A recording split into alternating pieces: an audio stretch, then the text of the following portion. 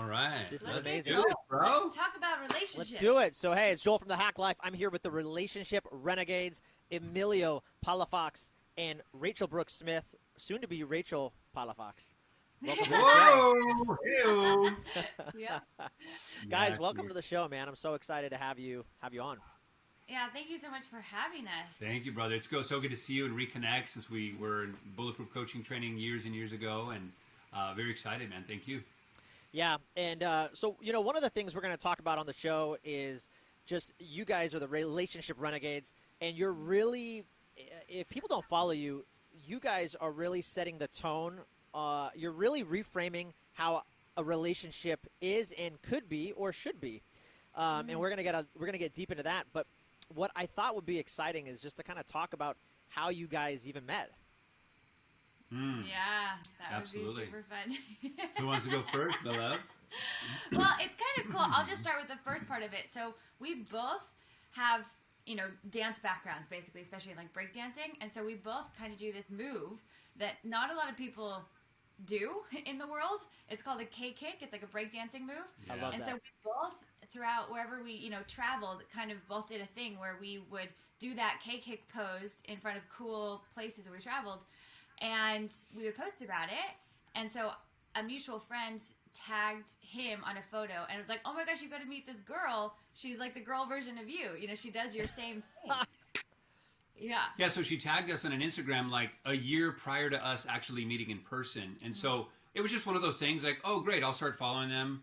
And she comes on my feed every once in a while amongst the thousands, right? Like, Yeah. And I would see her every once in a while. But every time I'd see her, there was a resonance. Like, I'm like, something about this woman is like literally like from immediately, right? And it was just like, but she was in LA, I was in Austin, Texas at the time.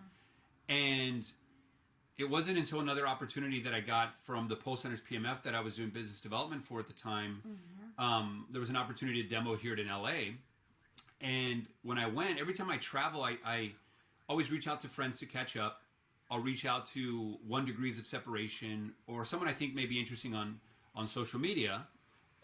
Maybe thinking we have some synergies. And so given that, the Pulse Center's PMF is like a disruptive technology in the wellness aspect of things. And Rachel at the time was the CEO of the disruptive movement. So I literally just DM'd her and was like, hey, and it was honestly like, although she's a beautiful woman, there was some resonance, but there was also a business aspect to it at the time. I was like, hey, look, we have a disruptive technology. You're the CEO of the disruptive movement. Maybe there's some synergies. Let's grab a cup of coffee. I'm coming into town. Yeah. She, of course, was like, get out of here, you creep. No, just kidding. No, she's like, oh, absolutely, let's do it. But it was really, I look back on that and, there's a lot of, DMs that we could miss. I get a lot of them. And right when he was messaging me, I literally happened to be in my DMs. So, like, it was real time messaging. And so, anyways, it was just super cool. Yeah, I mean, so it is a super long story, but the really nutshell of it is that, like, when we met, it was something very powerful. It was for dinner because we were so busy for the coffee time in the morning. And a 1 hour conversation turned into like 8 hours of deep conversation. It literally felt like, because she's dated a bunch, I've dated a bunch. But at the time, even when it was business, it was like, it was a feeling of coming home. Yeah. And I don't know if I believe in past lives or not, but like the more I read and talk to people, I'm like, you know what? Maybe it is. I'm like at 88% there. Yeah. But like, whether or not I believe it or not, it felt like that, Joel. Like it felt like I had known her for like the 10,000 years. I'm like, oh my God, here you are. Like I found you. Like that was the feeling.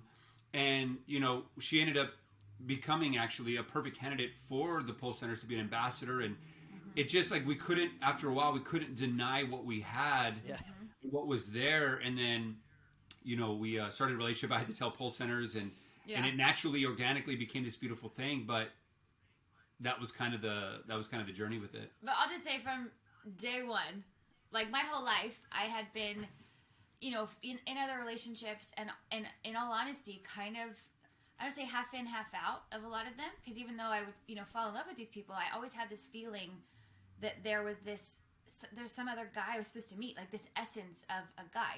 I didn't know exactly like the face or anything. It was just like this feeling, this essence that I guess my essence knew that I was out there somewhere. And I got told that I had commitment issues.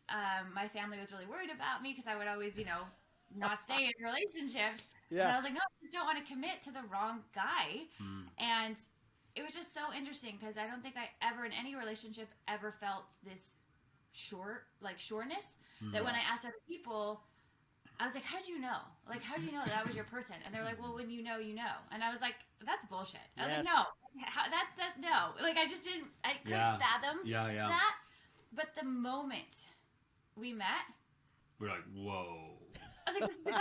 This is the guy I've been dreaming of my whole life. And it wasn't just like chemistry. It wasn't the ordinary chemistry. A lot of people feel chemistry, but it could be like disguised as lust, maybe, or anything, other things. But it was literally like, the best way I can describe it is coming home. Like it was that plus the 10,000 things. Yeah. It's so crazy. I mean, you guys touched on a lot of points, and one of them, like Rachel, I can think of is like, I have felt the same way. It's like, not any pressure from my parents, but in the sense it's like, oh, hey, you're 30 years old now. It's time for you to buy a house. It's time for you to settle down. It's time for you to get married. It's time for you now. No, now you're 35. You should have your first kid. There's almost like these beliefs that are put on us by our families, our culture, whatever. And it's like, oh, you're supposed to do these things. And then I've noticed, and maybe you guys can talk about, then you feel like inadequate or like less than who you are. And like, maybe there's something wrong with me. I can't meet the right guy. Why can't I attract this person, Oh my gosh, yes. I mean, I thought I was going to be married at 24, and Right. I thought that, and every year after I was like, wait, I'm not doing what I thought I was supposed to do, And so, yeah, I absolutely think that. And I mean, my understanding now is that everybody's on their own unique journey. Like, our story is not your story is not our story. And the more we try to, whether it's in health or wellness or relationships, the more we try to continue to put these like, what's that terminology? That like round peg in a square hole type of thing. Yeah. The more we try to force something just because somebody told us that we should, because that's what works for them.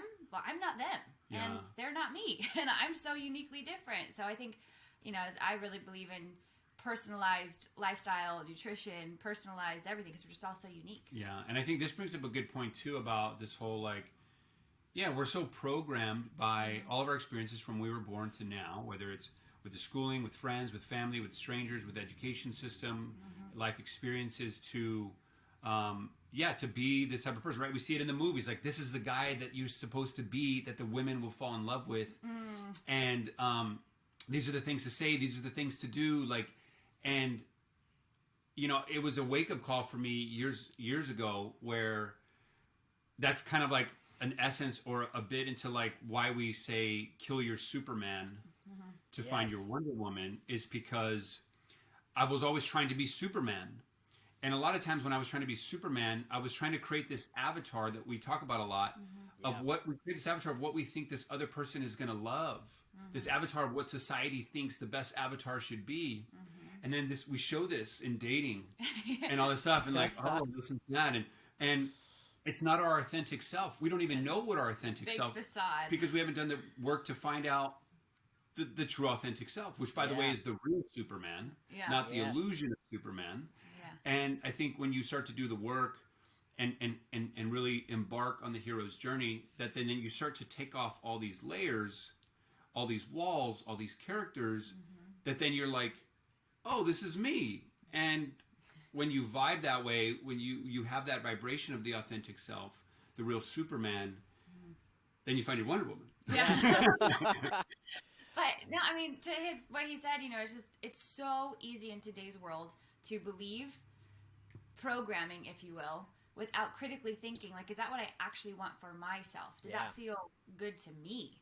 And is that what I actually want? Is that who I want to be? And then really deciding for ourselves, like, critically thinking about that, and then choosing for ourselves who we want to be, what we want our life to feel like, and so, and so many times, probably in every other relationship, I would create this avatar of doing and saying the things that I thought they wanted me to be or to hear or to do, so that they would love me. Yeah. But what's crazy and what I had to learn was that, like, in doing that, I was never actually me. And so how could anyone ever love me, really love me, because I was never showing them who I actually was. Because Rachel's ridiculous. Yeah. Because Rachel is a goofball, and so am I. Yeah, so are you. And she's finally showed herself to me, Yeah. right? Yeah. One. Yeah, it was this ability to just, but I think I had to go through a certain amount of pain to learn all the lessons, to have enough pain around to stop doing that, to stop lying, to stop hiding, to stop doing all these things that I was, because I was so afraid to be fully me, so afraid to be fully honest. I didn't even actually know who I actually was, to be honest, because I had never spent enough time with myself. I just was trying to be what I thought everybody else wanted me to be. And so I could never attract my dream guy until I finally got to a place where I was like, oh, I actually really know a lot more about who I am and who I want to be, and I'm showing up that way in the world. So yeah, I always talk about, like, you can't attract someone where you're not at, right? So if I'm operating on a lower level, of hiding, suppressing, denying, faking stuff, creating avatars, my dream guy's up here being honest and authentic, and I can't ever meet him until I raise myself up, and then we can match. Yeah. I just want to acknowledge you guys, because your connection is crazy. Like, I feel it. It's not like, oh, these are just two people on social media trying to talk about, like, how great love is and their connection's great. Like what you're saying, you can feel it from you guys, just so you know. Like, it's crazy the energy that you can feel from the two of you. And I was just thinking, as you were telling the story, it's kind of like ironic. I mean, and I always like reverse engineer my own life, and I'm like, man, isn't that crazy? Like, how that even happened, like how we met. But I mean, I'm sure for you guys too, it's just like, Rachel, you're like, Hollywood actress. So like, famosa, and Emilio, like, you're not in the Hollywood actor world per se, right? I know you're doing some acting now, which we'll probably talk about, but like, if you had tried to show up, when you guys connected, Emilio, you were just like, hey, I just want to grab a cup of coffee. You seem like a cool person. We both do K-Kicks. And the same thing for you, right? But like, if both of you were trying to put on this front, like, I'm a Hollywood actress, and you're like, well, I'm the Pulse Center CEO, and like, it probably would have never worked. But you guys were just like, no, I just want to hang out with you. You seem like a cool person. Yeah. And it's funny. You're absolutely right. And like, even in the conversations, like, I was no longer afraid, because there was a lot of times, I'll kind of say a punchline, then reverse engineer this, because, I think a lot of reasons why I kept falling into toxic relationships over and over and over again and experiencing so much pain and suffering was because I didn't learn the lessons. And one of the lessons was to like finally love myself. Punchline.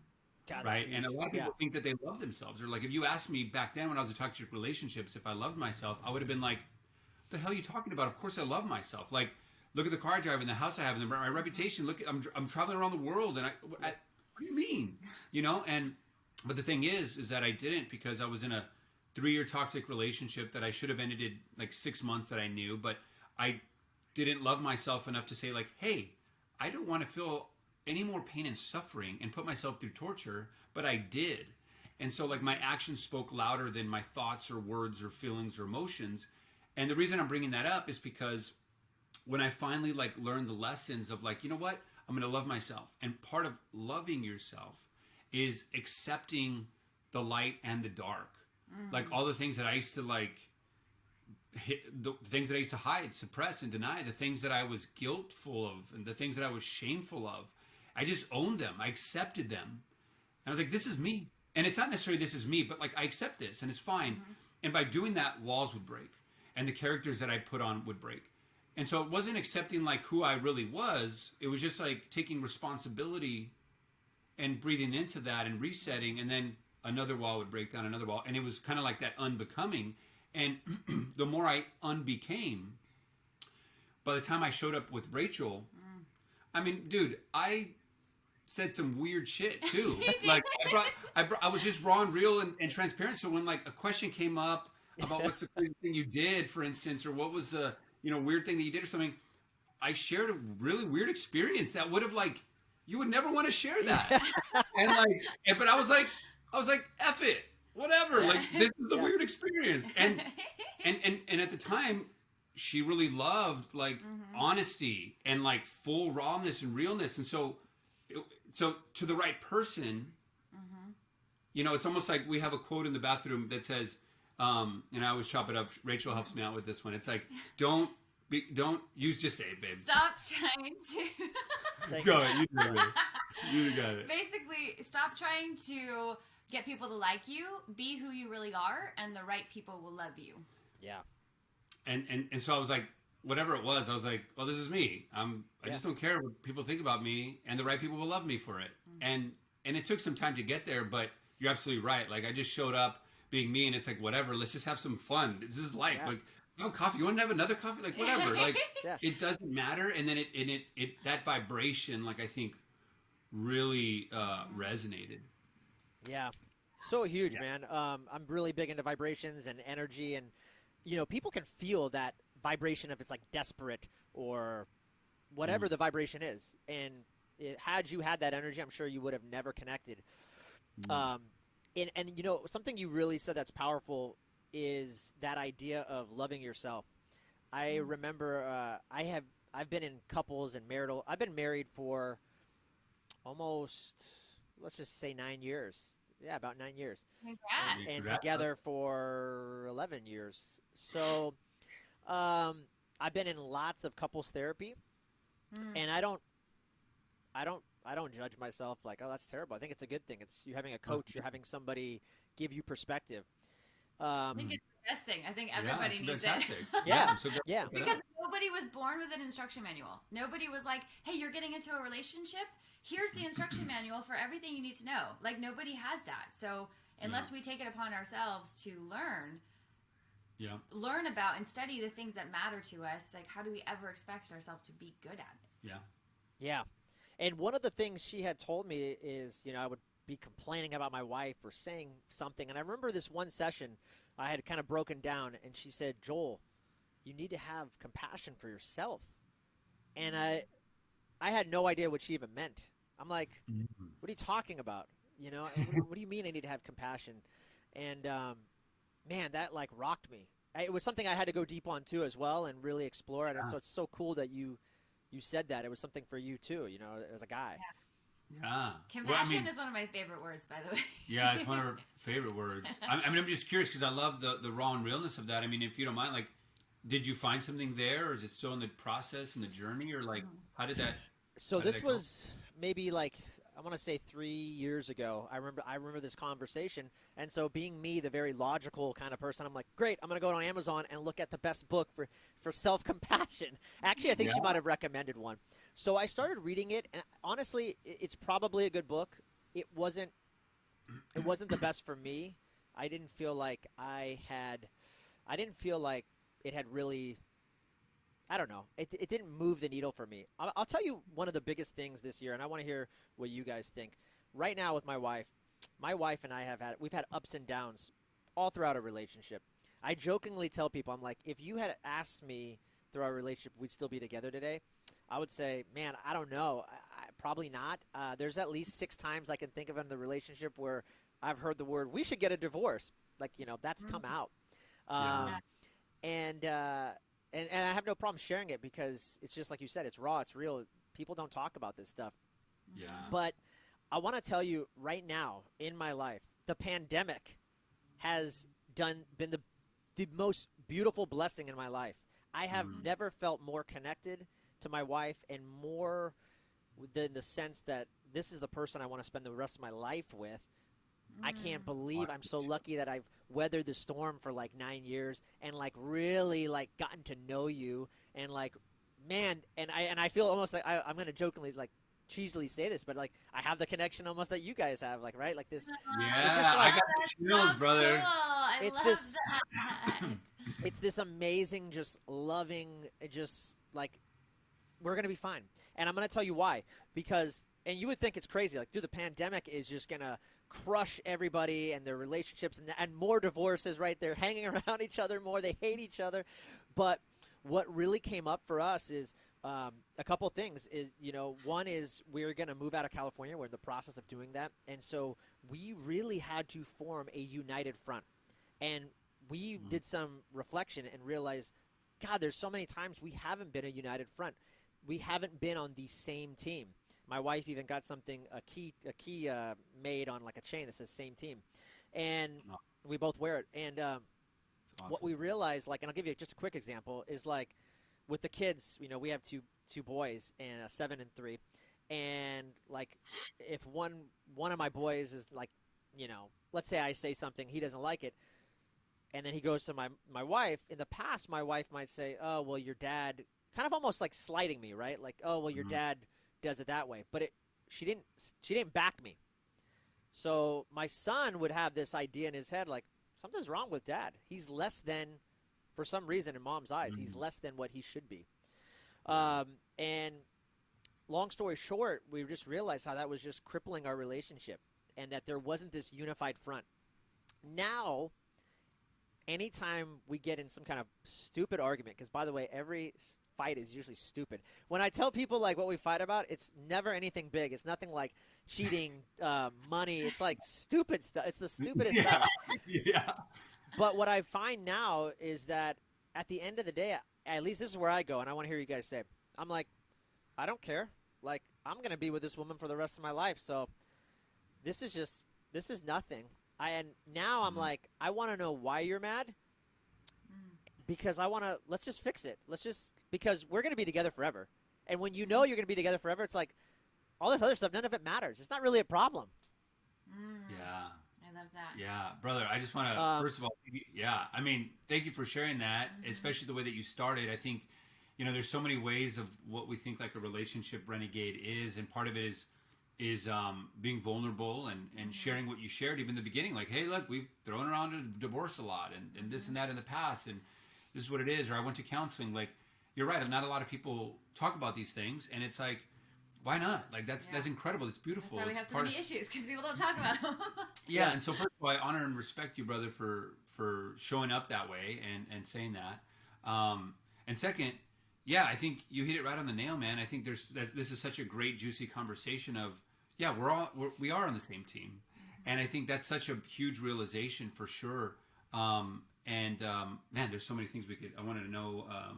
Do you have any thoughts so far on how we can kind of? Well, you know, a great phrase, right? Is like, would you rather be right or would you rather be happy? Yeah. And so I think it's just ultimately deciding, okay, what do I want to choose? And, you know, really recently we had something come up where I was not feeling good about it, you know? Like, he was getting super passionate, and I was feeling like he was just like attacking me, even though I knew what his intentions were. And I had all these emotions come up, right? And I was like, oh, I just want to be mad at you. Like, I just want to be mad at you, and I want you to just know what I know inside. You know, like, I want you to be able to see things from my perspective, because you're not listening to me. You know, all that stuff. And I could have chosen to continue down that path, and so much of me wanted to isolate, wanted to just go to the other part of the room and just be like, I'm mad at you. I don't want to talk to you. And instead, and in that moment, I just always think the more that we do, you know, we call the work, right? We enhance that decision-making time rather than just being reactive. We can like have this, it's almost like we slow down time and we can like make a different choice, right? The whole point of like being the Relationship Renegades is that you get to choose different, and you get to go against the grain or go against what you used to do. And so my old pattern was to do exactly that. Isolate, just stay mad, you know, all that kind of stuff. And so instead, I was like, I'm just going to sit here. I just closed my eyes and I just took some deep breaths.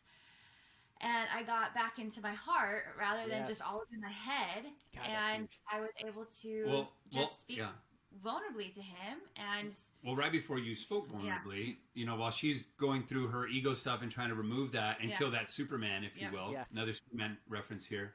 I was, of course, initially right away, as we always do, like something will happen, we get into our ego.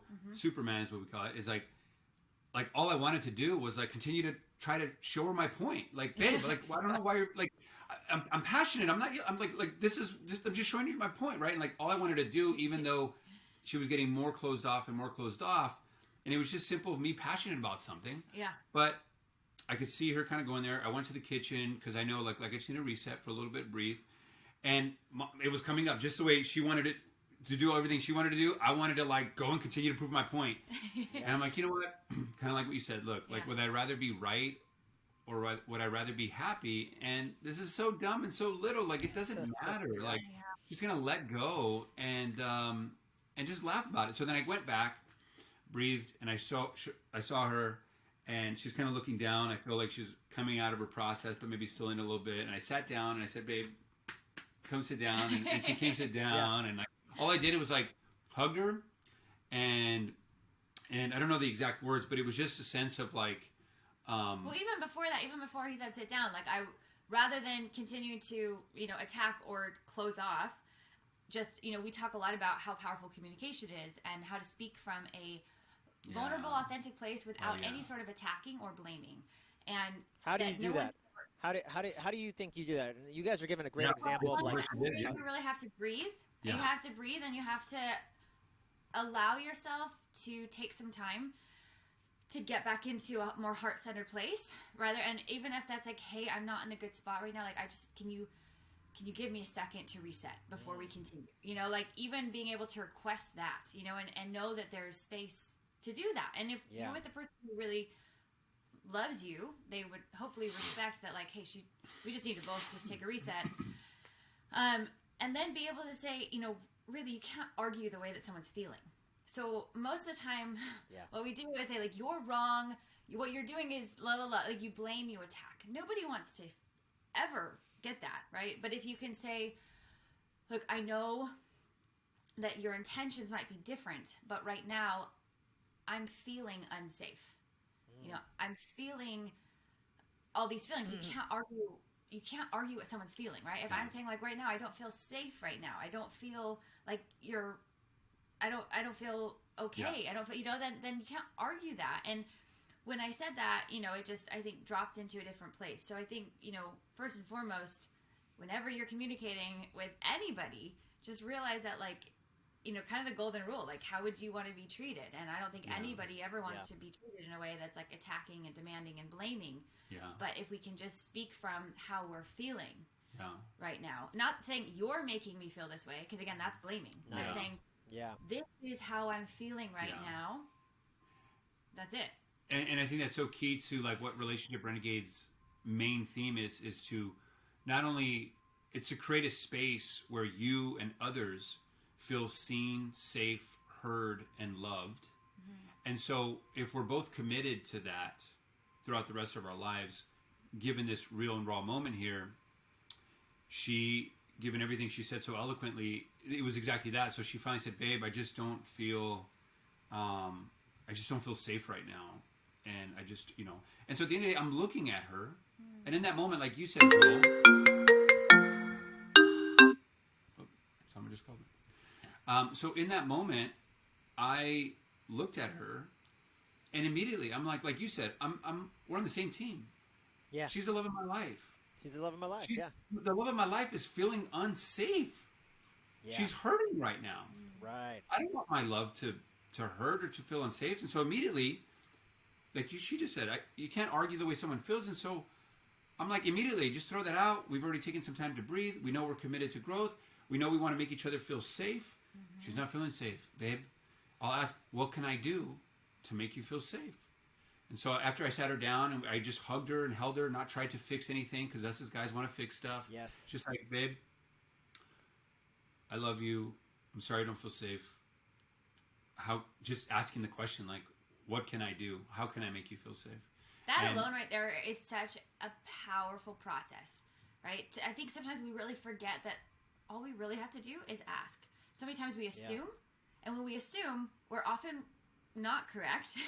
and then you start doing stuff, and then you think you're doing what the other person wants you to be doing, when in reality it could be the exact opposite. Because most of the time, all women really ever want is to just feel held and heard and seen and loved. I mean, that's all we both really ever want. But it's in how we do those things and achieve those. Like a guy might be like, well, I was cleaning up because I thought that's what you wanted me to do. And I was like, in reality, if he would have just asked me, how can I best support you right now? I've been like, I just really need a hug, like I just really need to cry in your arms, and that's it, and nothing else. And oftentimes when I ask that, and I'm just hugging her, asking, she'll say, "You're doing it right now," and it's like, all right, and we just needed to and do that. And on the other side of the coin, when I'm feeling a certain way, like I remember in the beginning of a relationship when life would present the exams as life does to see if you're going to pass the exam again. Yes. It would, I've had a lot of women cheat on me in the past. Really? Wow. People that and had trust issues going into the relationship a bit. And there were moments where, and this is the communication theme again that we're on, but just on the other side for me, there were moments where in the past we were in toxic relationships and she would be, drinking a lot and she'd stay late at the bars when I had to like study for something or be work late. And I'd get back late. Not me. Not her. This would be in a toxic relationship. Right. She'd get home at like 2, 3, 4 in the morning, like drunk and like I always felt like she was doing something. Later, I found out she was, which was just not a good feeling, right? And that sucked and that hurt and that broke my heart. And fast forward, right? Many, many years. Finally did a lot of the work more so. And here we go again. Life's presenting this issue or this situation where she was shooting a movie. It was from like 8 p.m. to 8 a.m. So a night shoot. Yeah. And so I'm in bed, at like, I'm working late to like 2, 3 in the morning. And I don't often do that, but it was one of those times. And she ended up coming early, like 4 in the morning. And it was like, my mind, body, spirit's like, oh, it's happening again. And to make it even worse, because life will make it, like, we'll step it up. It was, she was doing a love scene with another guy. So she was actually in bed with another guy, kissing and groping and all this kind of stuff. And I can't believe you did that. No, I'm just kidding. And so like so then I'm like, man, right? Thoughts, feelings, emotions, egos coming up, regardless of what the actual actuality is. My reality, my ego is like, oh, I bet you she's falling in love with this guy. Most actresses fall in love with the people they do work with. Oh, I bet you this is happening. Yep. Of course, naturally. Yeah. There's certain things that I do to kind of, practice some of the work. But when she came in, the way that I would communicate, the way that I did communicate was like, babe, first of all, being vulnerable, because as Rachel would say, vulnerability is sexy. And so I say, love, and this was the first time me sharing this to her at the time. I was just like, love, I shared kind of my past a little bit more so. And I just like, love my, because we understand we have a true self and a false self. False self being the ego self, true self being like the limitless, the higher self, right? Yeah. And I just said, babe, like the story I'm creating, like my false self, my ego self is thinking this and it's feeling this way. So I remove it from me and I say, like, babe, like this is what my ego is creating right now. Like it's feeling this, it's thinking this. And I just needed to share that because of my past. And she's like, oh my gosh, babe, I'm so glad you shared that. Like, it's actually this. And we get to put it out here and talk about it and remove things. And like, oh, wow, and I felt safe and I felt seen and I felt heard and I felt loved. But it was a matter of like saying like, hey, babe, you're no blaming, no anything that Rachel was saying. It was just love. My ego self is saying the story I'm creating is this. And I think that helps so much, at least in our relationships and from the relationships that we've coached or heard from on our radio show and on and on. Yeah. Yeah, man, you guys said a lot. I one of the things I was thinking about though, to have what you guys have, this powerful relationship, you've got to do a lot of pre-work on yourselves though, right? And I feel like a lot of us when we meet each other for the first time, and I think when you guys met, you had already done a lot of this pre-work because there were instances in the past that forced you to grow, and because you're both growth mindset kind of people, you wanted to grow, you wanted to learn, and you asked why, and you just kept going deep. I'm the same way. But it's like I think a lot of us meet in these messy times when we haven't done that work, and then we're like, oh, we're together. And a lot of times it seems like we attract the people like of our opposites. When I've done a lot of work with my wife, and just evaluating our relationship, it's like she's a lot of fire, and I'm like more just kind of like, chill, relax. And I'm the same way, Rachel. If we get in an argument, I isolate, I repress, and she likes to just keep kind of coming.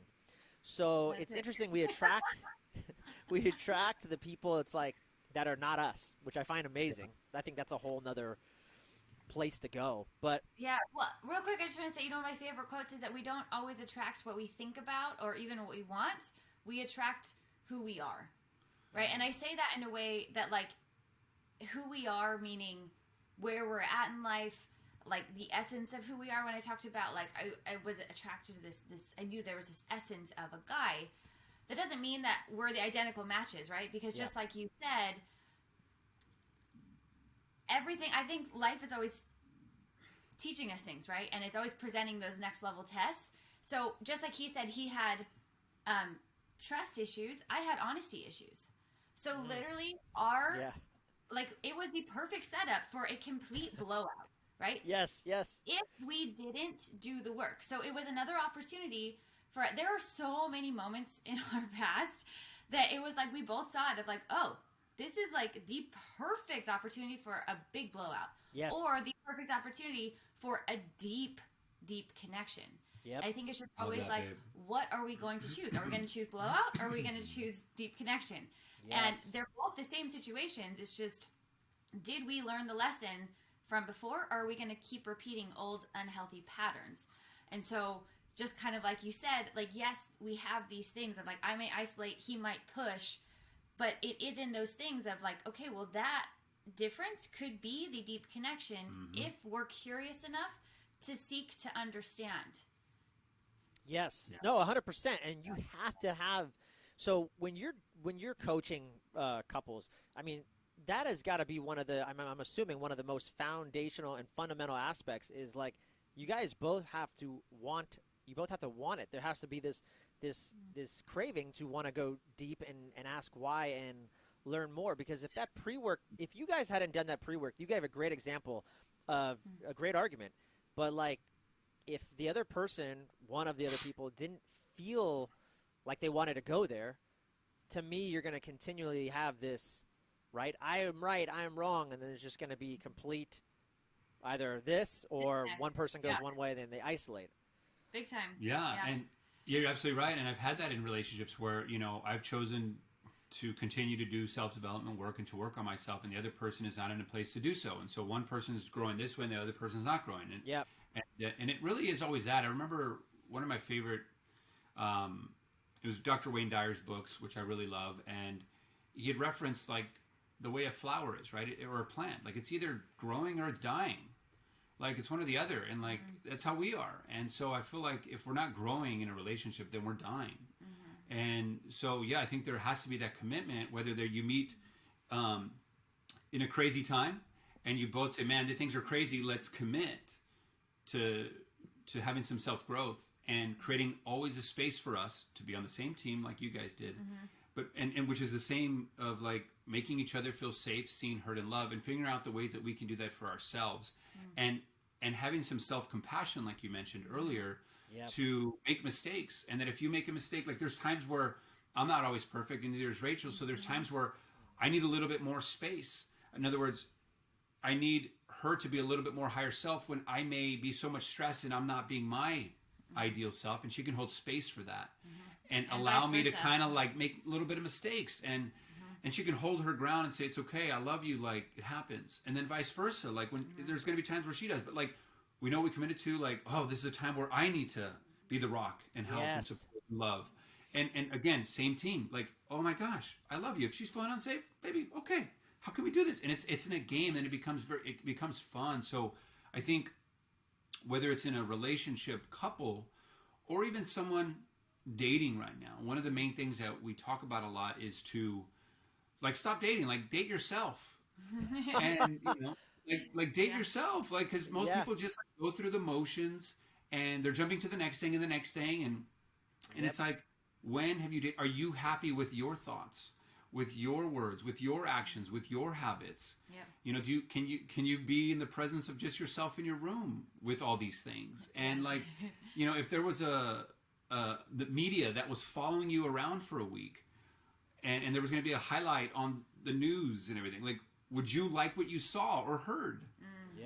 Like, great and point. So like, these are the things, and then once you really start to become that person, like I think we always talk about, it's like what we do for our couples or people starting to date, and it's literally, again, punchline to reverse engineer. It's like, and I think Rachel said it earlier, like write all the things very specifically as to what you want to find, and then become that. Yeah, become that list.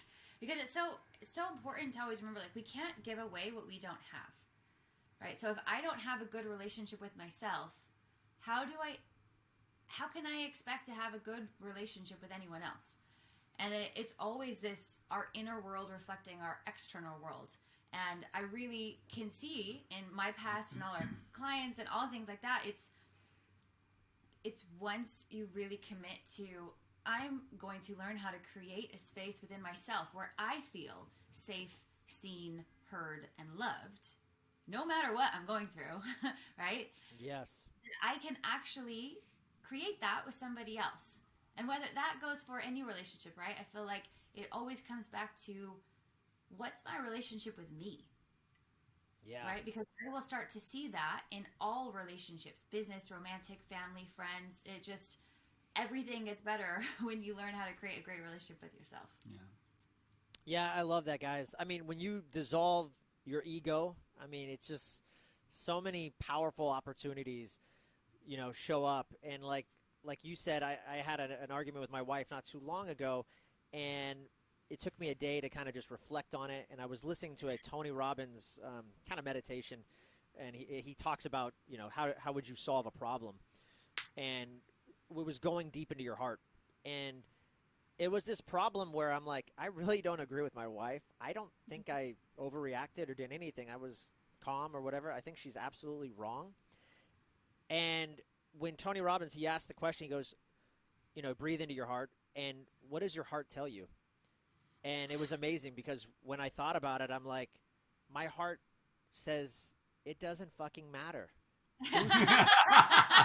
Boom! There it is. My heart, you know what my heart said? Love. That I had my eyes closed and my heart was just saying love. That's what my heart says. That's the answer. Yeah.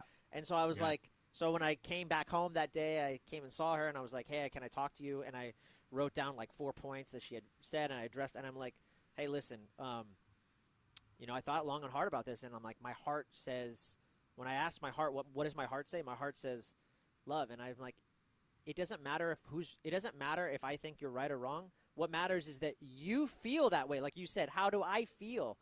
And so I said, well, I want to do everything I can to make you feel this way. So it doesn't fucking matter. So let me help you. So I thought that was great. I love that so much. Yeah, we're always saying like love more, love wins, love overrides. It always will. I mean, but it's not always easy. For sure. Like it's like that is the real thing. That's real. I love relating because I think a lot of people really understand that in order to build physical muscle, you have to develop those muscles, right? You have to do the reps. You have to do the work. It's the same thing with emotional strength. Is like, what are you doing on a regular basis to go to your like emotional strength gym or your spiritual strength gym? Yeah, because in those moments when you're feeling all this kind of way, and it's like, it can be all consuming, and it can literally be like a prison cell that you create for yourself because you're like, I just want to be right, Yeah. Or I just want them to understand. I think so many times we just want to feel understood. So if the goal is to be understood, then you have to go about it in a completely different way. And I love a communication tool, if used in an authentic, vulnerable way. It's really powerful, especially when heated arguments come up and emotions are rising and people are starting to say things that you don't mean. A really powerful technique is to just take some deep breaths again and say, hey, like, emotions are coming up. We're starting to say stuff I think we might not really want to say. Like, what's the desired outcome of this conversation? Right? What's your desired outcome? What do you really want? And most of the time, again, it's to feel safe, seen, heard, or loved. And if that's what we really want, then we can go about it in that way. But if we don't know what the desired outcome is, then we're going to try all these different things and bash our head against the wall. We're never going to get anywhere. And so I think that one kind of question alone can save yourself from a lot of unnecessary arguments. And love that. Yeah, no, absolutely love.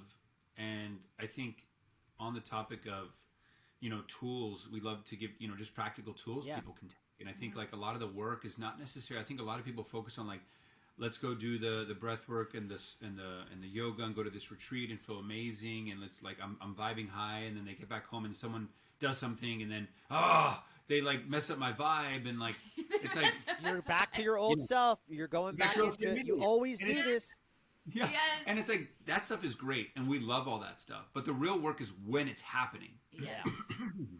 And I love to take men especially, but we do this with other people as well. It's like in the moment when it's happening, I love it. I'm like, we're in the dance, we're in the song, we're in the fight. Yeah. Like here it is. Here's the reps. This is like when you're about to push the big weight up above. This is where it is.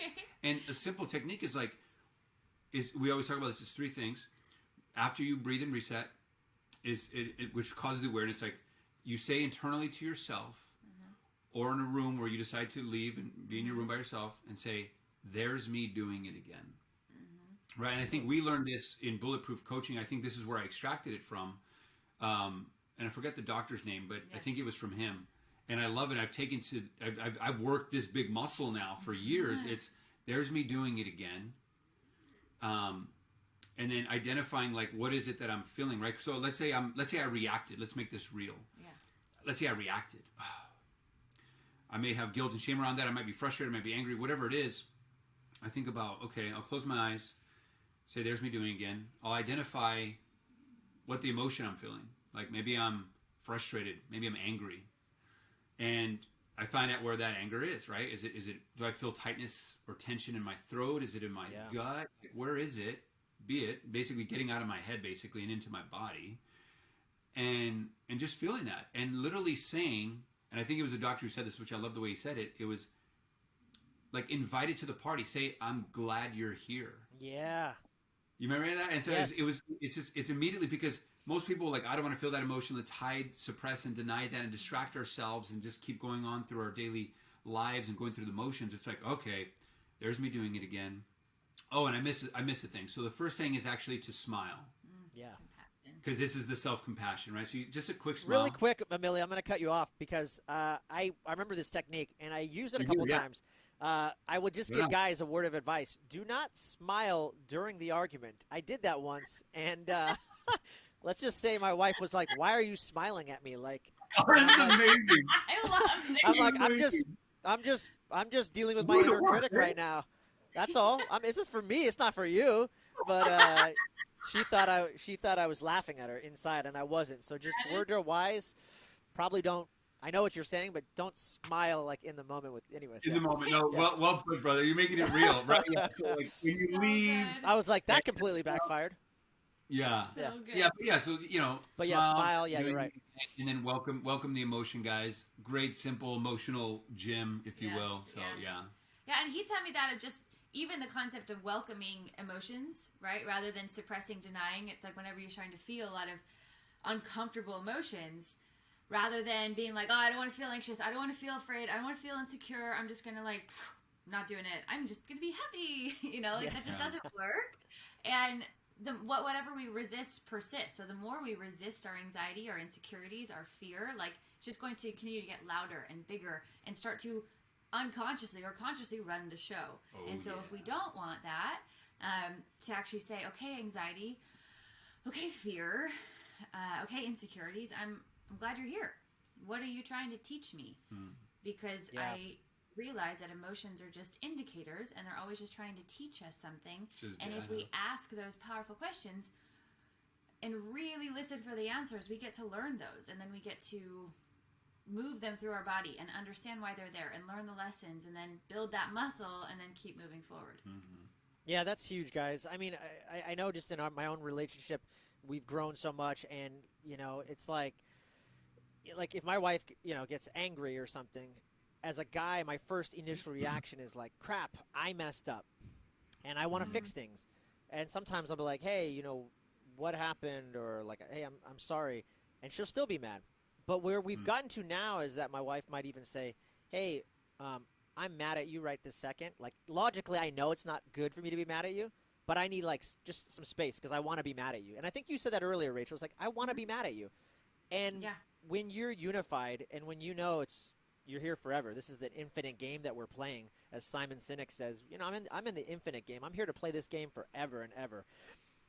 It's okay. I'm like, okay, I don't take any offense to that. Like, there's no ego here. you can be mad at me. You deserve to be. I respect that. When you're ready, let me know. And then she pretty quickly gets out of it and is like, hey, I'm sorry. Then we connect again. So I That's just love so that, what cool. you guys said. Well, I love that you guys, I think that's such an amazing tip for people listening because you could choose different. You could choose to hear that, and you could choose to be really angry at her. Right. And be like, what the heck? You're going to be mad at me, and you judge her, you criticize her, you let all your insecurities come up and just vomit on her, right? Rather than what you do, which is very a renegade choice to be like, okay, be mad at me. Like, cool, I'll be here loving you whenever you're ready. Because there's that compassion element that you guys talk about. It's like, yeah, you're a human being. Oh my God, you're human. Like, it's okay. Like, Yeah. I feel you, man. Like, I would be mad too, or whatever, right? It's like, yeah. Yes, And I think that's too, like, we had talked about, I think, I don't think we talk about it enough how we shouldn't, as fixers, because we always want to help. We always want to fix to, like, really stop that. Like, the guys, it's like, just, if she's super sad and just crying, like, especially me, because I saw women cry and hurt all growing up with like a domestic violence household, like my dad being so abusive verbally and sometimes physically to my mom, and like having to like, like see my mom always crying and hurting, and my sister hurting as well. And it's like, it's I want to help that. I wanted to fix that. And there were so many things where I had to like break that cycle and like learn a lot of lessons along the way. But the reason why I'm bringing that up is because when she's crying, like, because I learned a lot of these lessons, like, she's human. Like, we're talking about, like, she's going to cry. She needs to cry. Sometimes she's going to need to scream and yell and this and that. Like, just allowing, like, I used to be a control freak years ago. And I love, like, as Dr. Wayne Dyer in the translation of the Tao Te Ching by Lao Tzu is all about living like nature does. To flow like water, to be able to, like, the way that I love to live these days is to, this concept of how birds don't fly, they're flown. And they just kind of open up their wingspans and the wind takes them over here and takes them over there. So it's like, if I open my wingspans and I'm coming over here and Rachel's like, let's say in her cycle or something, for instance, and hormones are getting the best of her, and she's acting that way, then I'm like, wow, like, I'm just allowing it to happen and being with it rather than trying to control an outcome, trying to control the situation, kind of control what needs to be said and what I need to say. It's like just being with it is this beautiful song and dance that's takes practice to get into, but once you do, it's like that letting go and letting God or source or universe or whatever you want to call it, it's this beautiful ebb and flow, man, especially in a relationship. Yeah, man. It's like when you just surrender and you have and then it's just you allow it to happen. There's no control, and it's just like you said, it's just there's just lightness. We want to control so much, man. We tend, like, I think it's just as humans, like, we want to be able to control things in our life.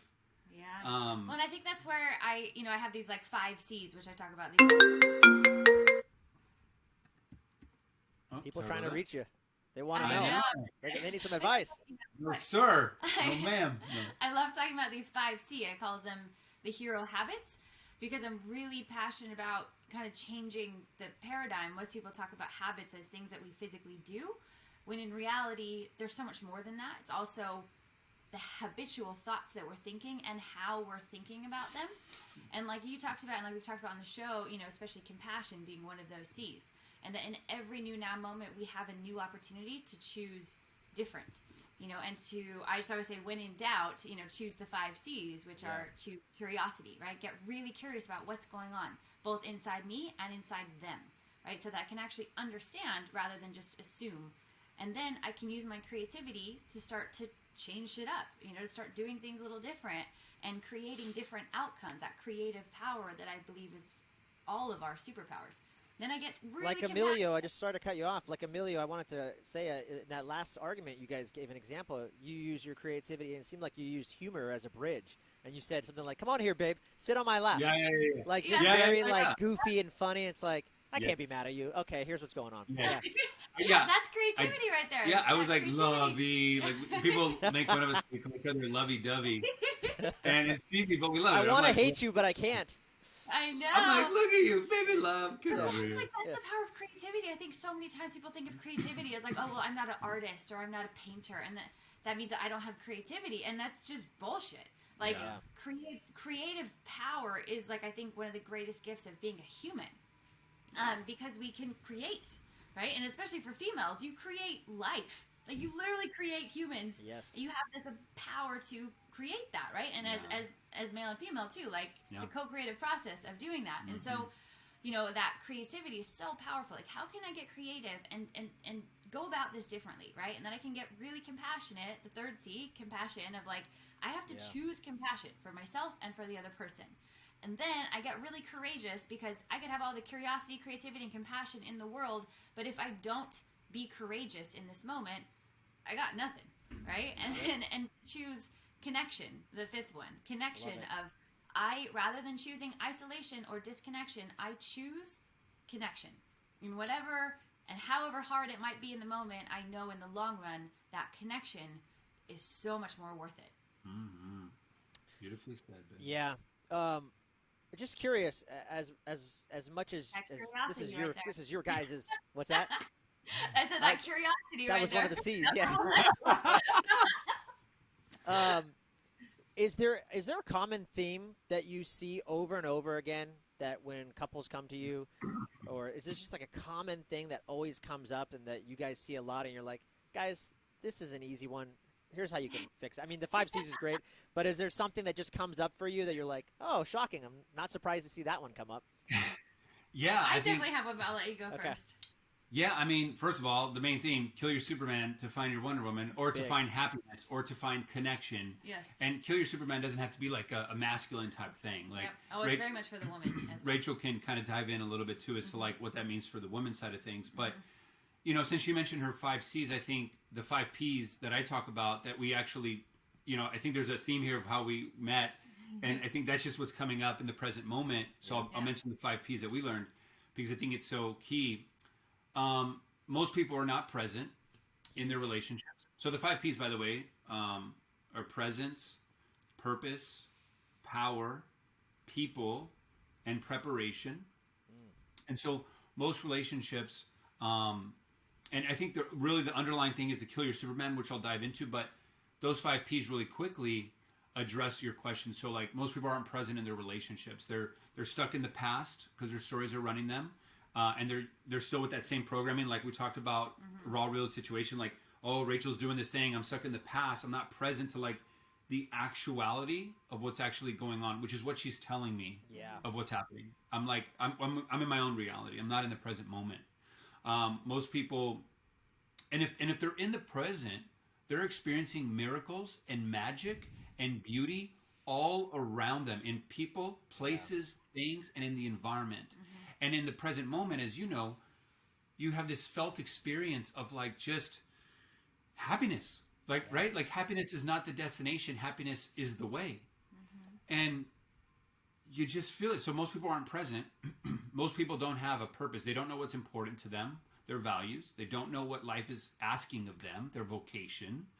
And when you find out what your purpose and values are, you're more value aligned in the decisions you make. So then you don't have to be indecisive. What do I need to do? You know your values. Okay, does this align with my values? Yes, it's a hell yes. Does this not align with my values? Then it's a hell no. And not just your values, but together, knowing each other's values. Yeah, and so, and then when you have this purpose, people talk about purpose all the time, but it's like, I think every time you're going to hear this, it's like another sign to like find the purpose. Let's do the work here. Right. Because when you do, life gets a lot easier and it becomes more of a flow. The third P being, you know, power. Lots of people have lost their power in past relationships with heartbreak and with self-sabotaging and having a lot of guilt and shame because of those self-sabotaging efforts, beating themselves up, not having self-compassion. And how do you get your power back? Well, we talked about a simple, practical tip of like, you know, like when you welcome an emotion and accept it and take responsibility for your thoughts, feelings, and emotions, you got your power back. Because they're not running the show anymore, right? You're running the show because you're like, oh, this is me. I accept it. Like you asked me, like we were talking about earlier, to tie this all together, right? Like, what's the weirdest thing you've ever done? Well, I'm gonna tell you, and I don't care what the outcome is, right? Like, and because I'm just that's powerful. I'm comfortable with who I am. comfortable with the dark and I'm comfortable with the light. And it's power in that. And, the fourth P, people. Most people, especially now, are craving connection and community. And most people, big time, have friends, but they're toxic friends, or they don't support and love them and create space for them. And or they get lost in a relationship and they're no longer prioritizing also creating valuable, supportive, important friendships. Yeah, and there's a lot of people we've met that don't have friends, and they don't know how to make friends, for instance. And it's like, one of the, at least in men's work that I love, and the shadow work that I've done in the past with men's work and different men's groups, it's like when a man, for instance, owns his shit, says, I fucked up, I failed, I did this, I did that, like, it's like almost like the samurai. It's not going to war with anybody else but myself. Like, figuratively speaking, I cut myself and I say, like, this is me, man. Like, this is the bad, this is the good, everything. And when people do that, men, if you're trying to connect with good conscious men, because that's important, I feel like, in a man's life, is you ask everybody in the room, and I've seen it 1,000 times, who in this room trusts this man more? Boom. All the men. Everybody. Right? Like, it's like, guys, if you want to find friends, especially conscious men or whatever, like show up, tell your story, be vulnerable, like share. Everyone's own your shit. Everyone's thinking the same thing. That's for women too, like just the vulnerability. Again, like, hey, I fucked up, like I wasn't perfect here. I lied, I cheated, I stole. Like, owning that when we're actually, because then we're honest, so then we actually earned trust, right? And I think that's really powerful. So No, yeah, love, and we're kind of skipping along through this, but I think these are all the things that we find, at least in a structure type form. It's a lot of things interconnected, and then the last P being preparation. And so I think a lot of people aren't prepared for the inevitable waves. And what I mean by waves is a favorite quote that I love, that is, life is like the ocean. There's always going to be waves. Yeah. The good news is that you can learn how to surf. And the surfboard, metaphorically, are these 5 Ps or the 5 Cs, or another structure we made. But we talk about structures because us as humans kind of remember, way, right? It's easy to remember. Yes. So it's like, all right, preparation. So how can I prepare for this? Well, like, always look at a wheel, right? We're physical, we're mental, we're emotional, we're spiritual, we're energetic. Like, what kind of practices, reps habits are you doing in each of those things? And everything, there's so many different things out there. There's so many ways up the mountain. Try and figure out what's best for you. And don't make it too big. Just make it very small, and just become 1% better every day in each of those quadrants. That's it. Like for instance, like, given our lifestyles now, I can no longer build a lot of muscle and mass because my life is insane. So all I committed myself to is go upstairs once a time and do 10 minutes with kettlebells. That's it. That's all my day-to-day is. And while I'm there, sometimes at 10 minutes, I'm such in a flow after 10 minutes that it turns into 20 or 30 or 40. Fantastic. But if it's just 10 minutes, fantastic. I got better. You did the thing. So and then so when life hits, when those inevitable waves come in dating, losing someone, experiencing heartbreak, a divorce, or whatever it is, you do not break. And the way that I'll tie this up into a bow is, again, like nature. Are you the tree that breaks in a storm, or are you the palm tree that bends in the storm? Right? It's like, be the palm tree. Don't break, bend. Like, ebb and flow with what's happening. Let's just bend here a little bit. And allow whatever happens to be okay. Right. And so I think when people start to embody, when they're not usually embodying some of those P's, to put it simply. Yeah. And once they start kind of like, am I at least at a foundational level abiding by the 5 Ps? Life gets easier, life gets into a flow, and then they're able to ride the waves, live life fully, and attract the love and lifestyle they've always wanted. Love it, man. That's great. And I'll make mine super simple, because across the board, people come to us with different issues, different problems, different anything, right? And you ask, like, what's the common through line? And that it's always about you, like the man or the woman in the mirror. So often we're like, oh, but can you just fix him because he's so annoying and he's so frustrating and he's just making my life miserable? And I'm like, okay, cool, but what are you doing? Yeah. Like, how are you showing up? Yeah. And I think that's why, if anybody out there whether in a relationship or looking for their dream relationship, get out a big list, big paper, and just write out everything you want in a partner, and then hold yourself accountable to being that list. Yeah, that's it. As soon as you do, your whole world will change. It's always the man in the mirror, the woman in the mirror. Yes. I mean, yeah, always. Huge. Yeah. I want to start wrapping some things up, but I wanted to ask you before we go into the lightning round of questions, what are some exciting projects that you guys are working on? Oh my gosh. So many. So many. Oh boy.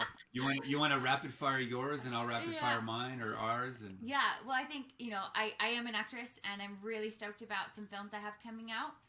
One's called The Method, one's called Alien Country, and a new action film that I'm starting called Legend of the White Dragon, where I play like a hero character, and that's she's a badass. I get to play this, main girl in this movie that's basically causing a very positive rebellion in her world that really needs it, and that's been a huge dream of mine, to play a character like Wonder Woman, for a long time. So to get to be like, oh, that's actually happening is really freaking exciting. And also, honestly, I love that we get to share in this journey of acting together. He gets almost more auditions and books more roles than I do. And I love it. I love it. It's so fun to have. I just always dreamed of having a partner that I got to dance and create and play with. And I get to do that. And I just feel like the luckiest girl in the whole world. So that's so cool, man. From that part of my life, that's some really exciting stuff. That's great. Yeah, I mean, so I guess I could start off by saying, my side gig, one of the side gigs, is an actor now. I'm like you, yes, go on. So I booked national commercial and booked a TV show that may be on HBO or Apple TV. We start filming next month in March. It may be actually kind of bleeding from February to March. So excited about that, and that's kind of a side thing because our main stuff really is Relationship Renegades. So there's a lot of exciting projects with that, which is next month we'll actually, and it's really as soon as these roles finish. Yes. We'll start to put everything in storage. We'll travel the world on a discount, kind of ebb and flow given the pandemic that we're in, and just really practice what we preach of how do we co-create a world, or how do we co-create the love and lifestyle we've always wanted. No matter what's happening in life, we can choose to live fully, right? Because as cliche as it is, we only have this one life. So it's okay, it doesn't matter what's happening. Doesn't matter if there's so much stuff going on in a marriage or this and that. We're going to choose to show up the way we want to show up in life. And so, as crazy as it may be, we're going to travel around. We're going to be nomads. And really, I think we're going to do obviously a whole lot of stuff with the Relationship Renegades.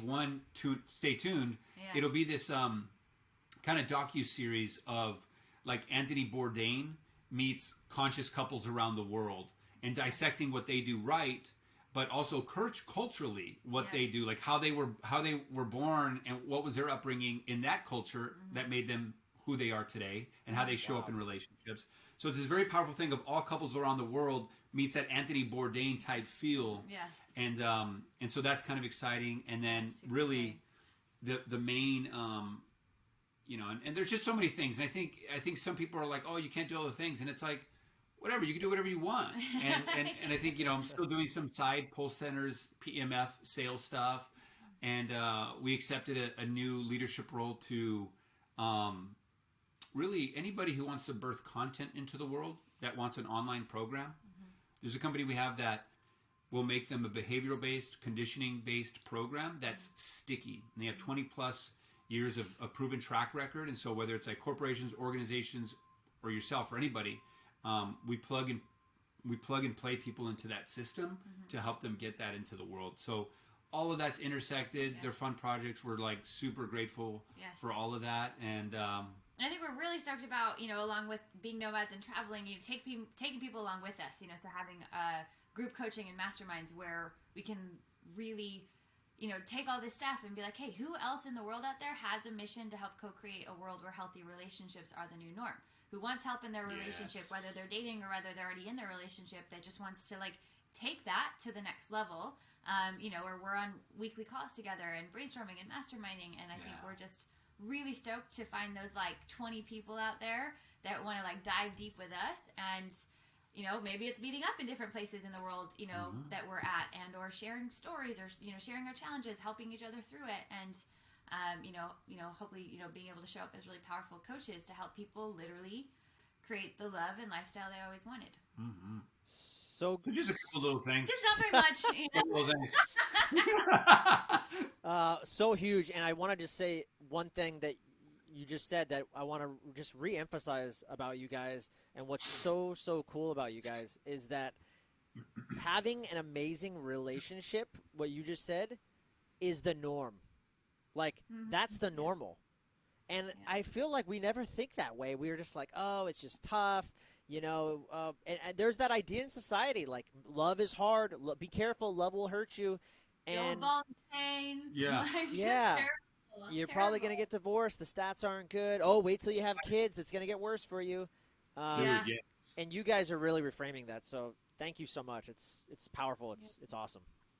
Yeah. And I do want, and I know we're wrapping up the thing, but like, I think that's so key that you said that, because we are disrupting that, because we can change that. Like, it's like any record. It's like, oh no, you can't run this in a mile until somebody does. Right. It's like, you can't do this until somebody does. Like, yes. You're like, oh, what about, I have 3 kids, I have 3 jobs, and I'm 9 to 5, and how do I do all that? And it's like, well, check out some of our Relationship Renegades episodes, because we find people who've done that times 3 and are still loving the life and love that they've always wanted. Yeah.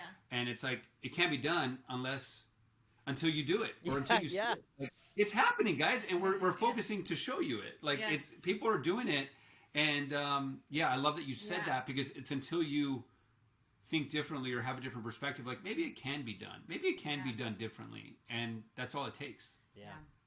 Before we go on the lightning round questions, is there anything that I didn't ask you that you wish I had? I think we did good. We covered a lot, guys. We did good. I think you did good. Let me rephrase that. Yeah, you great had questions. Great questions. Yeah. So I could go on and on. Actually, there's like 10 more questions I could ask you, but that's like, maybe that'll be part 2. yeah, we love when you guys come back from your sabbatical. Yes. Or when we're in Bali or something like that, we come in, we showcase Bali and everything, or wherever we're at. I love it. But let me think for a second. 5 seconds to think. So I'm going to tap into this magical moment we're in. Tap into that number 1 P, baby. Presence. Yeah. That presence right there.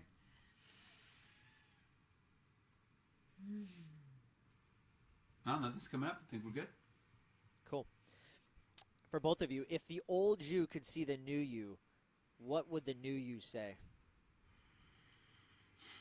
Are these like rapid fire? Are they short answers? They can be. No, I call it the lightning round, but it's not meant to be like a fast response. It can be cool. However the question resonates with you. For some people, it is. It's like one word. Yeah, I mean, be more patient. It's like, if my old self can see me now, it would basically say like, "Thank you, I love you, I'm so proud of you." Love that. Mine would be like, "Holy crap, you actually did it!" Yes. That's very much what I have a really strong, like, what I call future gratitude practice, and I even have it on my YouTube channel. I made a more like general version for everybody to be able to do, but something that I've been doing since I was young, of just getting in a space where I was so grateful for future realities that I wanted to create in my life, and throughout all the ups and downs, and like the really hard, crying myself to sleep at night, and having moments of doubting if that was actually these things that I was, visualizing and being grateful for were actually possible. All of it's here. Yeah. Like, and it definitely wasn't easy. It was a lot of freaking work and a lot of courage and a lot of faith, but it's possible. And I think to add to that too, because I think this is important, because it's kind of like we're in the same situation to where, like, when I say, my old self would say, "Thank you, I'm proud of you, I love you." The bigger piece there is that there's been this generational chain that took me my entire life up into this moment to break, of my dad, my granddad, my great-granddad being abusive men. Having a lot of anger, never doing the deep inner work to release all the negative things within and all the generational things within, to, like, I certainly became my father in many, many, many relationships. And to finally learn those lessons, to finally remove that, and to break this generational chain, I've literally, as we kind of deem ourselves like these connection specialists, if you will, like the way that I'm connected to life, God, source, universe, like I have felt experiences of like ancestors and people like thanking me for all the work that I've done, or when we've been on podcasts who like can connect to like angels and all that kind of stuff. If people believe in that, like them hearing them in the room thanking me, was another like insane experience for me. But like it took me my entire life to do that. And it's not that I have any other dreams, goals, or aspirations, but like for me, that was my main mission in my life, was to find a fun, connected, fully alive, healthy relationship.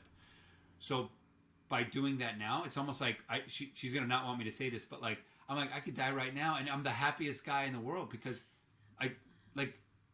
that was my main mission. And obviously we have bigger dreams, bigger goals, and we're going to continue to do that. But it's like, it's so true, man. Like, and I say thank you to him every day because I see that and I realize that. And I realize every moment he could have chose differently. Like he could have chose to stay in the same unhealthy patterns. He could have chose to continue what generations previously had done. And we wouldn't be here right now. And so I acknowledge and say thank you for that, like pretty much on a daily basis. Yeah, she does. Yeah. She's so grateful, man. One of the most sexiest things about her is her gratitude. Like, I'm not even kidding. That word gets thrown around a lot, but like, truly, she is thankful for the littlest things, the big things, and everything in between. And to me, it's like one of the sexiest things in the world. Man, that was powerful. Man, I didn't even realize, how much more it is for you to show up. Like you said, it's like, this is not just about me, Emilio. This is about me. Like, I'm changing generations to come of my kids and their kids and how they're going to be and how they're going to show up because of the way I'm showing up today. God, that's huge, man. Thank you. Yeah, brother. Thank you, man. What are some choices that made you who you are today, you think? Oh, man. Killing my Superman. I mean, both. You wanna go For first? both of us, I have so much to say, but you can start this one off. I say choose courage, right? Like all the time, that's one of like my 5 C's. And another way of saying that is like, when in doubt, just do the brave thing. I think if I look over my past, I just kept choosing to be brave, even when it was really hard. I moved to LA when I was 18. I didn't know what I was doing. I was just following a dream, and I was just being brave. I would call people. I had no idea what to do. I just called them because I was like, I'm just gonna be brave. I called him on the first night. We went after we first met. I was like, hey, I can't stop having the conversation. Do you want to meet up again? Like, I was the one to do the brave thing and say. And there's a whole other story to that, but. You violated the guy industry standard. We don't call you for 6 days after right. we. I get the call and I'm like, should I play hard to get or whatever? Right. Answer it, whatever. And I'm like exhausted. We'd been talking for 8 hours and like I have a big meeting in the morning. I hadn't slept for 2 days of travel. Yes. And I'm like, I knew in that moment my yes or no was gonna change the trajectory of my life. And I was like, yes, I'll drive 15 minutes back where I was just at and have more conversation at 2:00 in the morning. Sure. Yeah. But yeah, so ultimately I could go in depth about this, but to choose to do the brave thing, and sometimes doing the brave thing means allowing yourself to feel the emotions that you're feeling rather than denying them. Sometimes doing the brave thing means letting go of a relationship that is not healthy for you anymore, and being honest about where you're at. And sometimes doing the brave thing, it's really just honesty. Like, so much of my life I lied. I was not honest in my relationships, and it always led to a lot of toxicity. But I blamed it on them. I was like, oh, they have trust issues. And I had to be brave enough, courageous enough to look myself in the mirror and say, no, you have honesty issues, and which came from childhood. Yeah, which was like childhood program, all that kind of stuff. And again, this is the work that we do as coaches to help people uncover why they're stuck in these unhealthy patterns. Because as soon as you get to the root cause, it's a lot easier to let go of those. But yeah, so in a nutshell, like, when in doubt, do the brave thing. I love that. And for me, what's coming up, some of the things that I had to do to become the person I am for Rachel and all my relationships. and it's all relationships too. I think like a lot of people don't realize that when we talk about these things, it's like the relationship to self, others, the world around us, to God, and because we feel like the quality of your life is based on the quality of your relationships. And so the things that I had to do to be the man that I am now, and not perfect, continue to grow, but are a big one. We mentioned this earlier. One of the biggest ones was I had this savior complex. Like I needed to like save people, especially women. And it's because of my upbringing. Yeah. You know, I remember being in second grade, not wanting to go to sleep at night because I was afraid of what my dad was going to do to my mom. And I wouldn't go to sleep until everybody went to sleep at night. I remember, like, I'm second grade, and I remember this. Like, like literally, my bed's over there, my little Simpsons bed that I had, with all my stuffed animals all around that I would do, and I would wait at the door and just listen and, like, hold my breath, which is why breath is so big for me now, because I remember from such a young age, I used to hold my breath. And if something happened, I'd go and console them, like at second grade, and talk to them and listen and whatever I was doing back then, and then not put them to bed, but like, you know, everything's all right, then I'll go back to bed. And did this until I was 18, until I moved out of the house. Wow. And so what got ingrained in me so much is like, I had to save these women, you know, like are crying. So like what I would attract is these women that needed to be quote unquote saved. Yes. Wow. And the punchline to reverse engineer is the only person actually that needed saving was myself. Yeah. To actually love myself, because I never did until I uncovered that. Yeah. But, you know, I would always come from that frequency, from that vibration, from that place. And so, because my cup was half empty, I would find, because we see what we are, we find what we are. And so, because my cup was half empty, I kept finding other people and attracting other people and other women that those cups were half empty. Yeah. And until, you know, and until I filled my cup up, I found a cup that was full as well. And so, Love that analogy. you know what I'm saying? Yeah. Like, and so like I finally had to, and it started with a toxic, like after like, you know, the eighth toxic big rad relationship that we had referenced earlier, like I knew within 6 months, if not earlier, I needed to break this because there were so many red flags. But I had the avatar. I was trying to be Superman. You know, I was like, look at my car I'm driving. Look at the house I have. Let's take you all over the world. Look at my reputation, everybody. Look how much money I'm making. Had a huge ego. Thought I was the shit. Yep. And boy, did life, God shut me up hard when I lost all of it and hit rock bottom. And this was like 6-7 years ago, you know, 6 years ago. And so it was in that nothingness at rock bottom that I found everything. And without getting so much, because there's so much to say here, it was killing my Superman and really having it. I think if you don't do it now, then like life will continue to do it and kill it for you until you're like, you experience enough pain around it to say enough, I'm done, let's begin, or whatever it is. And so I think when I finally broke that relationship was the hardest thing I ever had to do, because I thought she was going to kill herself. And as crazy as that may sound, I would find her in our relationships in our bathroom, like trying to hang herself. She had lost her mom. She was dealing with a lot of stuff. She was doing a lot of drugs and alcohol. She was obviously sleeping with other men. Like all these things, we were fighting all the time, bro. Toxic in so many ways. And I honestly, to God, felt like if I broke up with her, that she would end her life, because she had nobody. Yeah. She had no friends. She had no mom. That was the only friend. Her dad disowned her in a way, or her dad, not really a good relationship. It was like, who does she have? Right? And it was having to have the courage to make that hard choice and say, I love myself enough to break this, not only for myself, but for you. Because who am I to be like, oh, you know, like, who am I? Yeah. And when I did, and it's such a long story, we probably don't have time for it now, but at the end, you know, it's the best thing that I could have done for myself and for her. Like, she needed to feel so much pain around something. She needed to be by herself. She needed to go through her own journey. Same thing with me. I saw her a year later, and she was with this other guy, traveling the world. She was doing yoga. You could see she was a different person. She was light. She was glowing. And I was so happy because I'm like, man, that needed to happen for her to find her and for me to find me. And through all of that, it was killing my Superman, stop trying to save everybody, save myself, love myself, stop trying to control everything, and let go. And for me, let God. Yeah, love that. Who's someone in like the health, wellness, relationship world that you guys follow who inspires you? Oh man. Well, I'll just say I'd probably say this book in everything, especially when we're talking about like healthy relationships. Byron Katie, the book cool. called Loving What Is.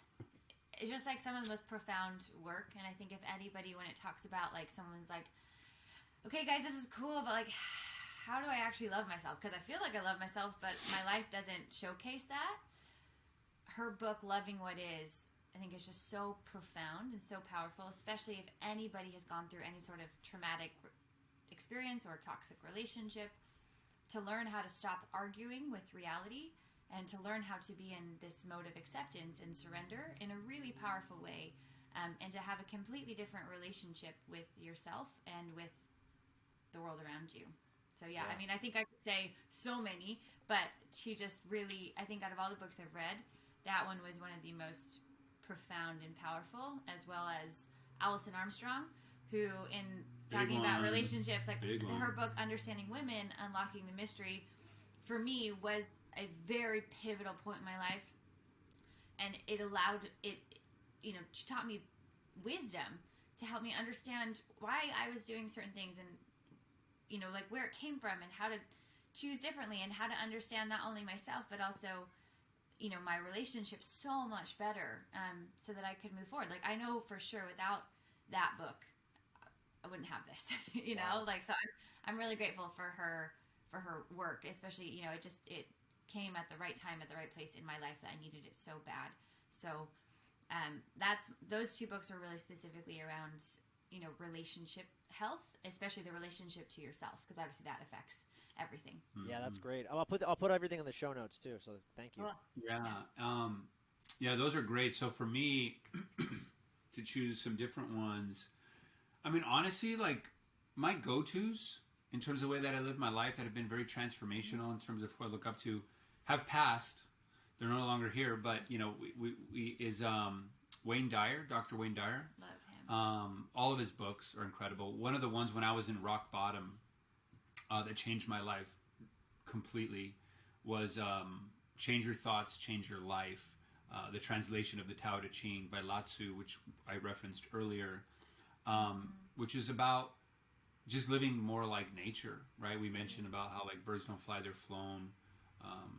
Just if you look at the way nature ebbs and flows and has different seasons and the way that it is, and you really study the way nature is, then I think that book does such an artistic and beautiful and divine way of showcasing how you too can live like the Tao, is what they call it, but it's kind of like nature, God, source, universe. So that was really big for me. So I always try to live like nature in that sense from that book. And also, I have Christian roots, so I love to always live Christ-like. So Jesus would be another one for me. Yeshua, just like how, like every day, literally, I ask myself consciously and subconsciously is, am I living like nature, and am I living Christ-like? Wow. In how I treat others, how I treat myself, how I go about in the world, no matter what's happening. And I think those are my go-tos, and I think I'll always have that as a foundation for everything I do. Love that, brother. Any rituals, practices, hacks that you guys do on a daily basis to, like gratitude journaling? I know, Rachel, you were talking about like the future self. Is there anything else that you guys try to regularly do? I always love to bring up one of my favorite things that I think we've kind of created this, honestly, but it's called morning shenanigans. And everybody talks about like these morning routines, right? And I used to be, we both used to be so like rigid with ourselves of like, okay, I got to get up with the sunrise, and I got to write out my journal, and I got to meditate, and then I got to jump in a cold plunge, and I got to do the breath work, and I got to work out for an hour. Like all these things almost making it like, it's just like, it felt like so much work. Yeah, when it becomes 3 stressful, hours later, your day started. Yeah, and I'm like, gosh, so anyways, we just kind of naturally, kind of fell into this thing and discovered that it was becoming a really powerful habit in our life. Yeah. It's called morning shenanigans. And the only thing is when you first wake up, it's basically like, who can be the most ridiculous? Like, who can make the other person laugh the hardest, right? So it's just like, anything goes. Like, it's improv. Yeah, improv games, like just Meets being so, and it's just, SNL it skit. honestly just makes, it starts out the day so great. Like, yes, we do a meditation practice. Yes, we have journal, I daily do like free writing, which is so therapeutic for me. We daily move, we daily, do breath work, all that kind of stuff. But honestly, I think one of the most profound practices is this morning shenanigans, and honestly, just daily shenanigans, right? So just having more fun. I think the power of fun is so underrated. That's so good. And I just think the more we actively create joy and laughter together, our whole life gets better. Yeah, it's like when you're playing and living life like you've always wanted to, co-creating the love and lifestyle you've always wanted. Yeah. The people that you want to meet, the guests that you want on the podcast, the person you need to call, the clarity that you get happens in those times. Neuroscientists and researchers and scientists have developed this and talked about this. I used to have this certification with the My Brain Solutions Leadership Assessment with the Academy of Brain-Based Leadership. And these executive coaches, when I used to do that, would go to like Apple, Microsoft, Facebook, and everything, and teach these executives to like stop brainstorming, like to like get out, and they would have a practice where they would like look at the problem, or whatever, for 5 minutes, and then go and like do something they love for an hour to 2 hours, and don't think about it. Right. Telling these executives to do that, doing a different thing, a renegade thing. And while playing and enjoying life, like when do you get the best answers? In the shower, while you're driving, brushing your teeth, working out. Like you don't like sitting next to the computer. Okay, let's think. So it's like when you're playing and we're loving or we're dancing, and it's hard for me to do that because I'm a high performer. I'm still learning to rewire that. Rachel does a beautiful job of having me just be in the present moment and loving and laughing. Yeah. So I still need quite a bit to rep that. But I think that's a great... Things. Yeah, just like, even if it's a little moment of like, whether it's morning shenanigans or watching more funny videos or just something that brings more, even in like baby step moments, I mean, there's always opportunities to look for more laughter and more joy, and how that brings such connection and also possibility to your life. Yeah. I'm going to cut you off really quick. I am totally going to adopt this. So I have the biggest problem with being loose. Like I can have fun, but my 7-year-old, he's just so goofy and funny, and just like he's just a kid. He's just like, he's present. He's just being silly, and I'm always like, okay, well, I got a schedule. I got a gratitude journal. I'm like that. I'm like, I got to do that. That's not that funny. I mean, it's funny for you, but for me, I got to go do my gratitude. So I am taking this on 2021. I'm taking this is huge. I'm going to take that on. Thank you. You guys have inspired me. Thank you.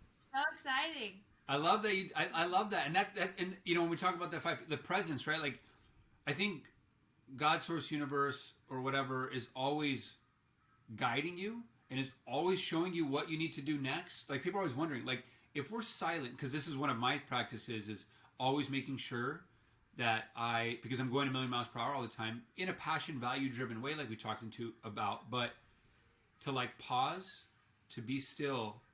And I usually do that outside, either before or after my like 10-minute kettlebell stuff, because that's all I have time for and that's all I choose to do, is to like sit still. And I love to hear the birds, and I love to hear the trees sway, the way that the sun glistens on water, like the little things. And when I'm quiet, I get so tapped in and connected that it like fills my cup. And so I think like that practice of like coming back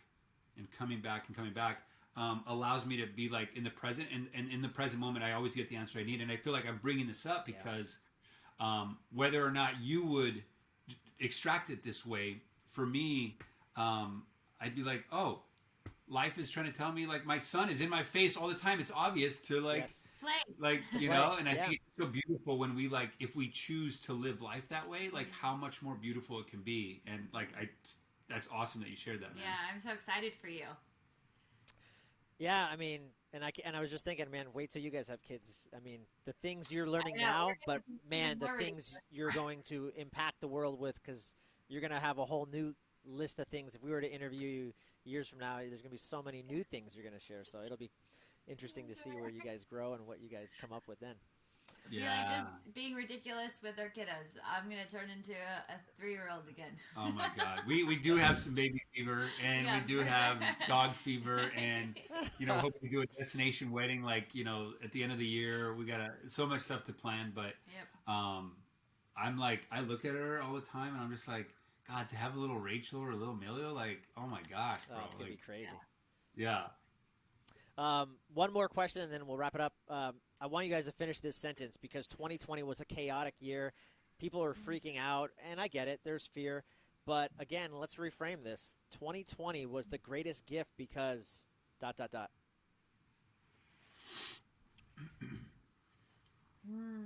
want to go, babe, or you want me to go?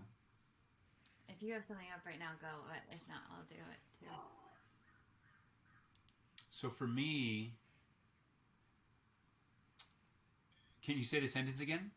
2020 was the greatest gift because it was a catalyst for change. And I say that as like the collective consciousness, like all of us as one multi-organism. And that Tony Robbins, like, it's not happening to you, it's happening for you. So I feel like it was the catalyst for change, and whether that be good or bad, thinking makes it so. It was what needed to happen to get things moving, get things flowing, get things in momentum for the life and love you've always wanted, rather than being stagnant and going through the same motions. Like, if this didn't shake everybody up, then what the hell are we doing? Like, I think it's always a blessing. And it reminds me of the way that I can encapsulate this is this very small story of, and I might chop it up, but it's coming up in the present moment of, it was this friend visiting an old friend out in the country.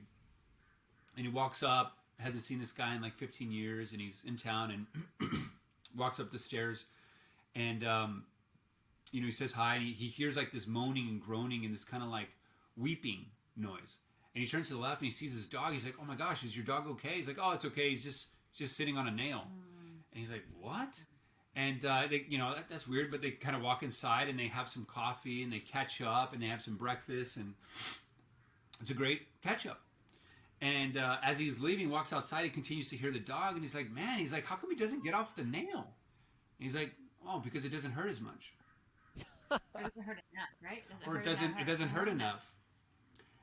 And I think 2020 hurt a lot to where people got off the nail, or very much the catalyst, like, okay, it hurts enough, like I'm getting off the nail and I'm going to put my backpack on and go on the journey up the mountain, and I'm on my hero's journey now, and it's scary AF, but like I finally got off the nail and I'm on the journey.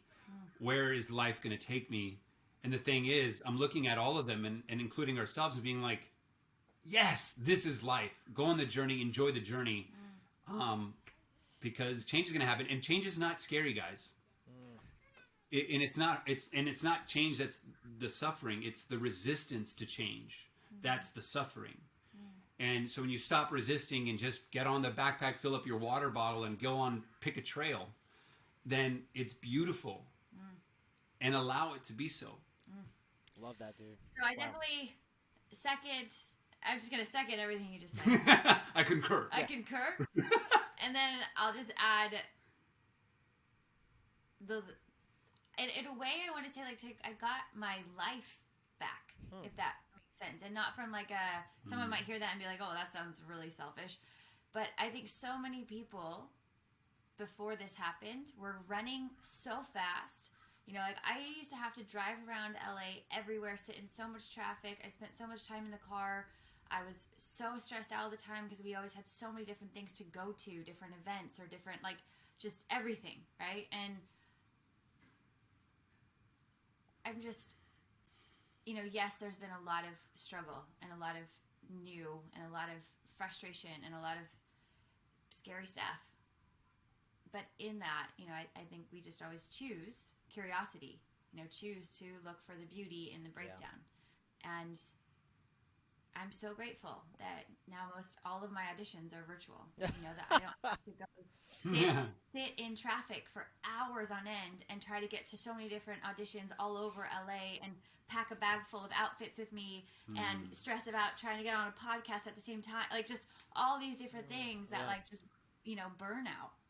And so I'm so grateful for the way it made our whole society rethink how we do things, and like, hey, maybe we can do this virtual instead. Maybe we don't need to have people, and maybe we can save our air quality by not having so many cars driving all the time because we can work from home at least some of the time now. We don't need to do it all the time, and maybe we don't need to have all this, I don't know. It's just like rethinking. I think I'm really grateful as a gift because I think it made us get really curious about how we're doing things and hopefully try and realize that we can make some changes to make things better so that we have a more quality of life rather than just like rushing around everywhere and stressing out all the time. Yeah. I love that, guys. Last but not least, where can people find you guys? Here in Santa Monica. Yeah. No, I'm kidding. I'm kidding. Right here on your podcast. Right now. We're here. Yeah.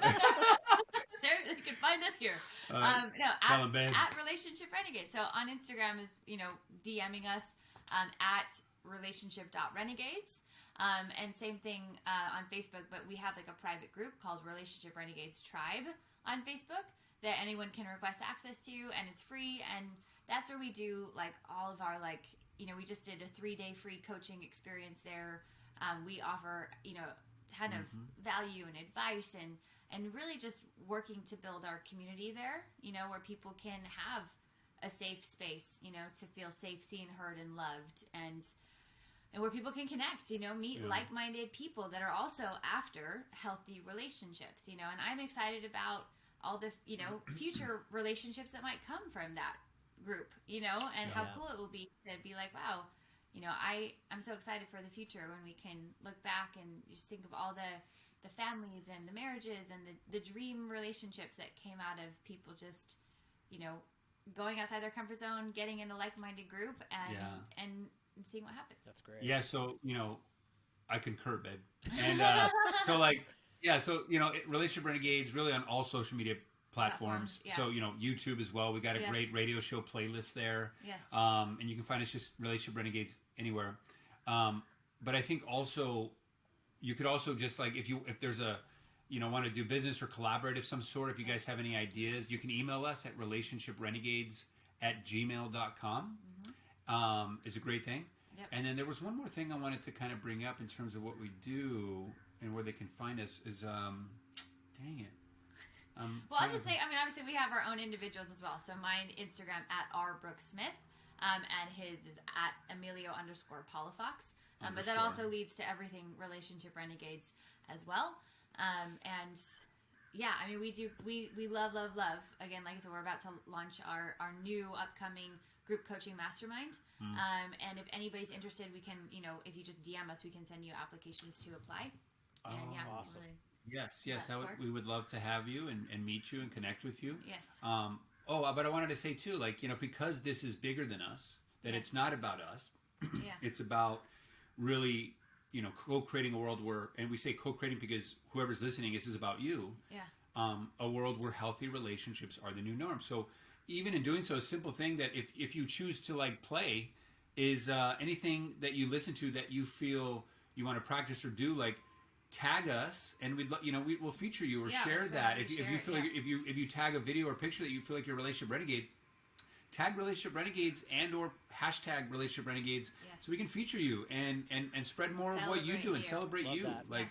So we really want to create that tribe, that movement of being a relationship renegade and what that means, and we realize again, like you said, this isn't about us, right? We really just want to create this platform, this refocus of what we focus on expands, and the more we focus on what's working, and all the beautiful healthy relationships and how they got there and everything they overcame to help inspire others, more that we work as a community, as a collective, to make those stories a lot louder, the more I feel like we'll just continue to see more and more and more of that. Or as Joel would put it, we're on the same team. We're on the same team, baby. Wow. Guys, I love you guys so much. Thank you. And We love you. We love Thank you, for brother. having yeah, us. she's great. Yeah, I love what you're doing at the Hack Life, man. I Yes. love you're powerful, beautiful person inside and out. Like, great interviewer, great question, great holding space and listening. Like, I love seeing what you're doing and all of your journey, man. Like, keep doing what you're doing. It's incredible. Yeah, it really is. Man, thank you. I received that. God, it feels seriously. I'm humbled to hear that. So thank you so much, dude. Appreciate you Yeah, guys. bro. Keep doing it, man. Drink it in. Yeah. Drink it in. Drink it in.